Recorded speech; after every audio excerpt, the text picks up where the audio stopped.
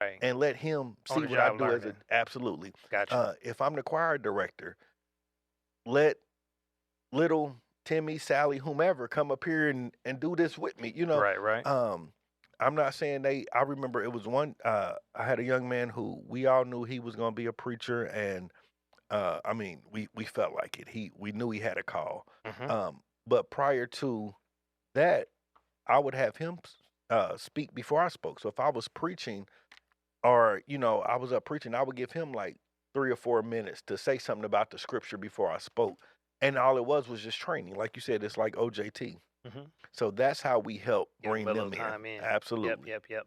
And I think that's important because there's a lot of times you think you know something until you get up there and do it Absolutely. yourself, and it's like, "Okay, wait, there's a little more complexity into this than I knew before. Let me study a little bit more. Let me lean a little bit more into this." I did that, that was nice, but let me see how to study this and do this better this next Absolutely. time, and it's exposure that gives you that insight, and so I think that's really good, and I think that's a great way to bring that inspiration back into the church for the young folk to say, "Hey, I'm giving you a spot to be Absolutely. a part of this." Because at some point in time, I gotta step away.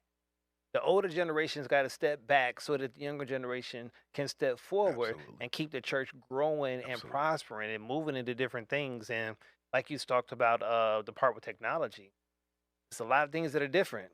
That if somebody's not keeping their hand on the pulse, hand on technology, the church can fall way Absolutely. behind and miss a lot of things that the rest of the world is getting access to. Absolutely. And we miss the opportunity to use that to preach Jesus. Absolutely. And another thing too, to add another thing that can be done, have a youth meeting. Yeah, Ask them what they want to do. yeah. You would be surprised.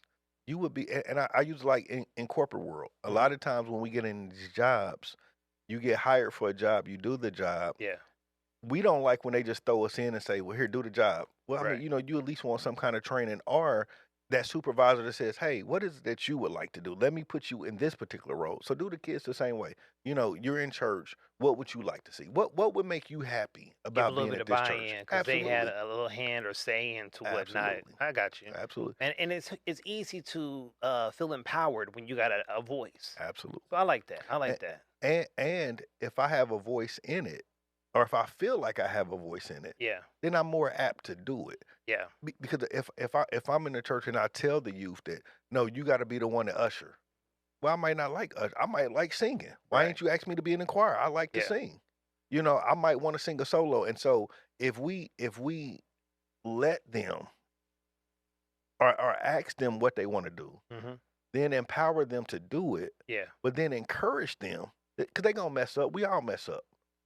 We all Still, mess up. still to this day. But Yeah, then yeah. encourage them that, "Okay, it's okay, keep going, do it again," or Right, because or none of us perfect out here, and we don't wanna put on absolutely. that perception that we've got it all figured out, and we Absolutely. don't at times make mistakes and have to learn from those mistakes, and sometimes we're better because of those mistakes as well Absolutely. too. But they, get an opportunity to make those same mistakes, learn, and then be more empowered to do more in the future. Absolutely. I like Absolutely. that, I like that. So, I wanna give you this last question and kinda leave it to you for some final thoughts. If you had a chance to talk to old Antoine, younger Antoine back in the day. Old Antoine, young Antoine, have a conversation. What's the information you would drop to him to, I guess, kind of prepare his way from some insight from the older version of you? Nice. Well, I think the number one thing would be to listen. Just like there's so many people who said, "Hey, don't go down this path. Don't go to that path. Try this." But because I thought I knew everything, I'm Yeah, gonna go this way. I mean, it would have saved me a lot of time to get to where I am. sure. I mean, I believe I still would have been where I am because Yeah, it was destined by God to get me there. However, it would have saved me a lot of time mhm, to get there had I would have listened. And we're talking about the books, and so in one of the books, I talk about um, this connecting the dots, and yeah, I close like this: we we all have played connect the dot, yeah, right? And I remember I was doing it one day, and this is younger, and this is probably when I found out really what my purpose was, and like made me get a different perspective on life. Doing connecting the dots, you got one, two, three, so for or ABC, whatever you want to use. And as I'm drawing, I'm looking at it and I'm thinking, "Oh, it's got to be an elephant because it just the dots look like they are elephant." Yeah. So I draw an elephant